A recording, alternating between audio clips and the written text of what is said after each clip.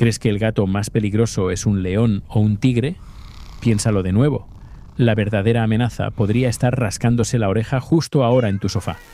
No es una raza específica, es cualquier gato doméstico. Sus garras y dientes son agujas hipodérmicas cargadas de bacterias letales, como la Bartonella.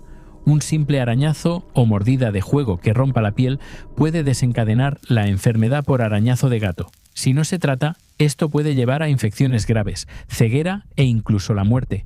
Así que, aunque tu Michi parezca inofensivo, su peligrosidad radica en una guerra bacteriológica microscópica que lleva en las uñas. ¿Alguna vez te ha dado una caricia dolorosa tu gato? Cuéntanos en los comentarios y suscríbete para más secretos del mundo animal.